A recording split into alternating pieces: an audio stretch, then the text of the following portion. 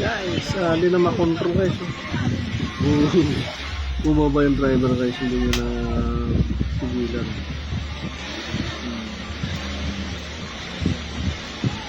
Hulog sana tumba na lang guys, nahulog sa bangin. Yun. So guys, pag madulas, pag maulan guys eh. Tapos overload pa. Buti nakatalon yung driver guys. Dito guys yung isa, susubukan yung makaahon guys. Yun, wala namang karga to guys, kaya nakakaahon guys. Yun. Yung tirik kasi ng kaanan.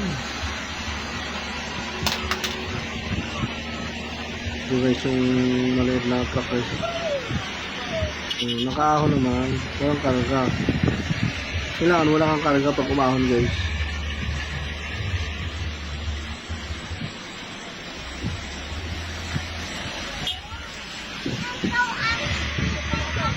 Guys, tingnan mo ito guys, overload din ito guys.